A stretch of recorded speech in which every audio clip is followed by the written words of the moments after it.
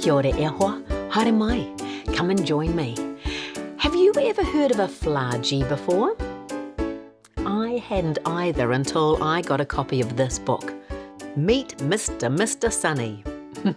Yes, Mr. Sunny. A Flargie who could never refuse a polite request. It was created by a 19-year-old boy, Lucas Chisolm, and it was illustrated by his mum, Jutta Chisolm. Are you nice and comfy? Ready to find out about a Flargie? Let's begin. Mr. Sunny lives in Flargie City, where there is no shortage of polite requests. No matter how ridiculous they are, you can guarantee that he will be on the job. After all, helping people is what Mr. Sunny does best, and he is always happy to lend a hand to a friend in need. Look at him in all the pictures here, how he's helping. It's almost like another story with all the little comments here.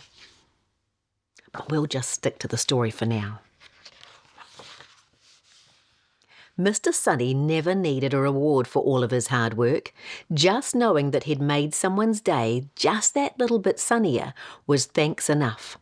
After all, if there was one thing that our sunny friend loved to do, it was to brighten up someone's day. But sometimes being so sunny is quite a challenge, even for Mr. Sunny. Just like the time he threw one of his top-notch parties. And this is where our story begins. Aren't the illustrations wonderful? There's so much to see.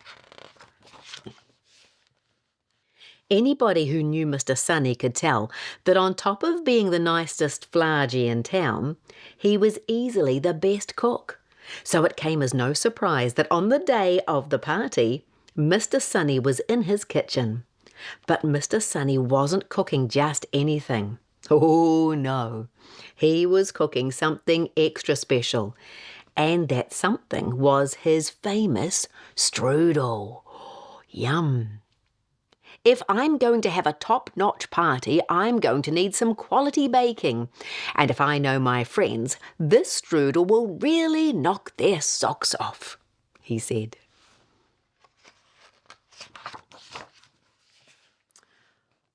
Whisper with sugar, check.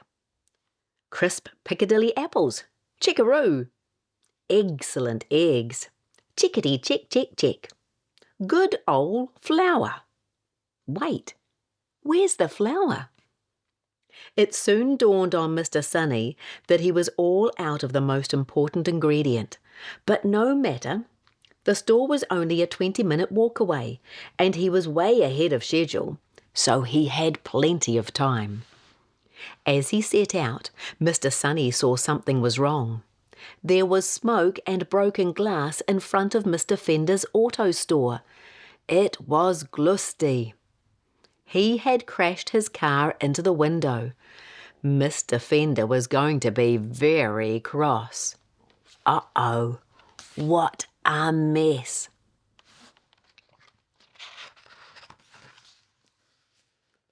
Ah, Mr. Sunny, this stupid jalopy has been nothing but trouble. Will you please help? I'd be super grateful. Mr. Sunny could never refuse a polite request, and if Glusty ever needed his help, it was now. In no time, Mr. Sunny scaled a ladder, boarded up the broken window, and made Glusty comfortable. Helping a friend in need is always a great way to start the day for Mr. Sunny, and there was still plenty of time for him to get to the store. Look at him. What a very busy Flargie. So helpful. A short way down the street, Mr. Sunny saw another friend. This time it was Ed, who was stuck in a tyre swing. Again. Ed knew that he could count on Mr. Sunny, so with a big breath he yelled, "Hey, Mr. Sunny, please! I could really use your help. I've been stuck in this tyre swing all morning, and I'm not going to lie to you, I'm really bored. Mr. Sunny knew he was Ed's first and only hope. Besides, such a polite request couldn't possibly be refused. After studying the resources on hand, he crafted a master plan. Soon, with a simple nudge, Ed was free. Look at Mr. Sunny. What a contraption! Ed dashed off, turning round just for a moment to yell, "Thanks, Mr. Sunny! I'll see you at the party!" Party? Mr. Sunny had been so busy helping his friends that he was starting to run behind schedule. No more distractions. He had to get to the store on the double. But, sure enough, Mr. Sunny saw yet another friend in need. This time, it was Slimy the scientist trying to fix his television aerial. Can you see him up here on the roof? "Mr. Sunny, you're just the Flargie I need. Could you hold this aerial until my favourite science show finishes? It would be much appreciated." Mr. Sunny knew he couldn't refuse a polite request, no matter how far behind schedule he was. Besides, the show was half finished. It couldn't be much longer, right?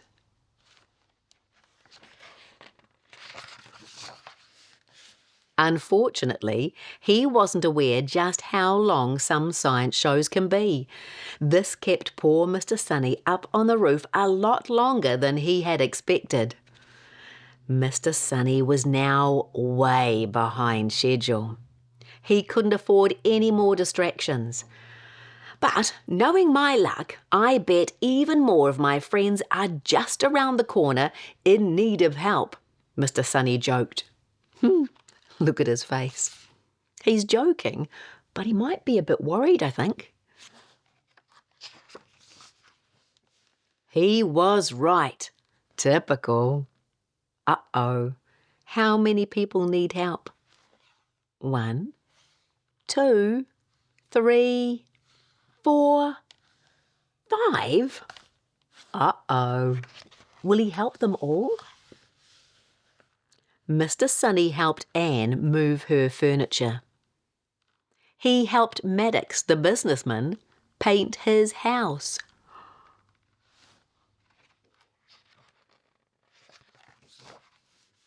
He helped Albie practice his circus tricks. He helped Mrs. Twilliger get Tabby the cat down from the tree.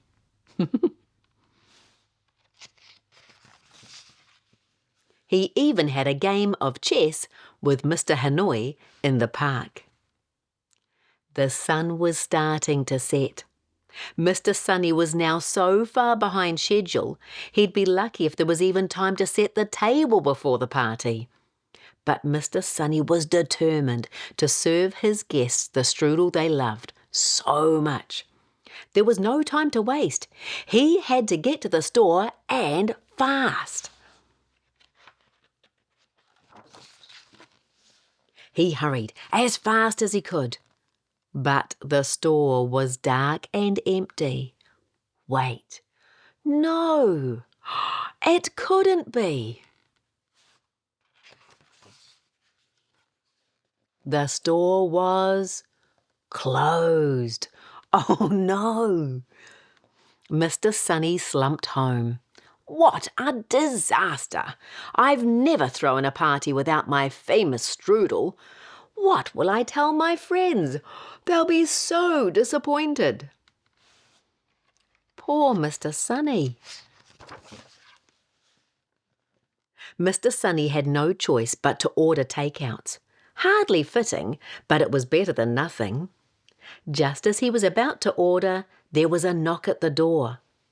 Who could it be? The guests weren't due for another 15 minutes. It was Glusty, with a big barrel of home-brewed root beer. "Hey, Mr. Sunny, thanks for helping me out today. I got you a gift, but don't tell anyone. If word gets out, my bad boy reputation will be ruined." Glusty saying thank you was a very rare thing. Glusty giving a gift was almost unheard of.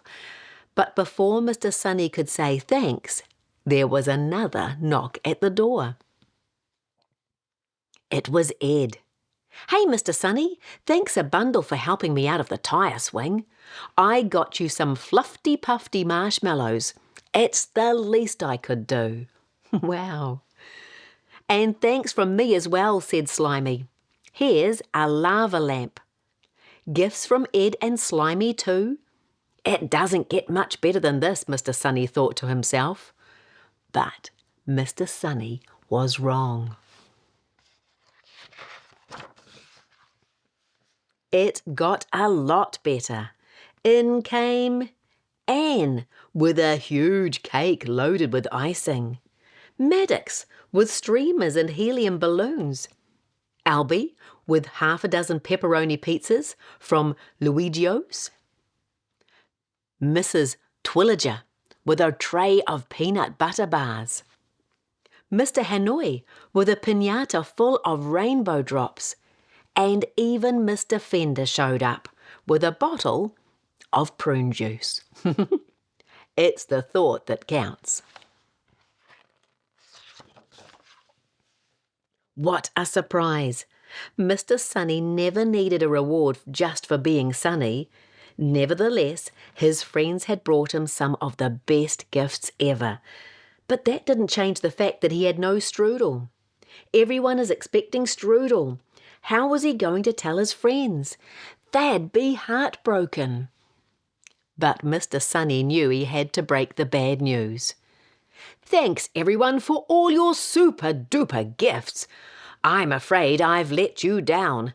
You see, I was running late and didn't have time to make my strudel. I know how much you were looking forward to it."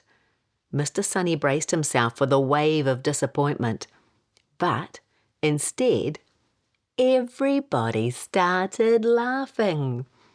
"That's classic, Mr. Sunny," everyone cheered.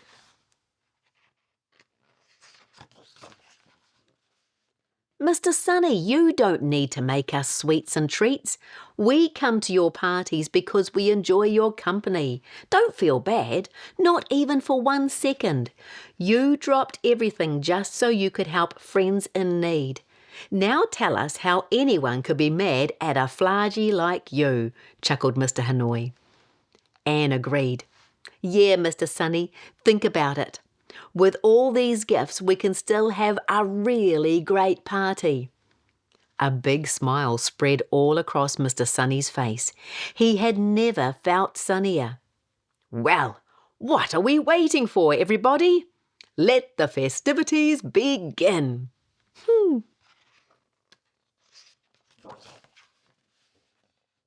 The party was a great success. There was a little something for everyone. Tasty food, casual chit-chat, and games. It does look like fun, doesn't it? With all the hard work out of the way, Mr. Sunny plonked himself down in his favourite chair and admired what had turned out to be a top-notch party. "Mr. Sunny, you've worked so hard today. Please would you try some of my strawberry sponge? It's a brand new recipe, and I'd be honoured if you'd be the first to have a slice," said Anne.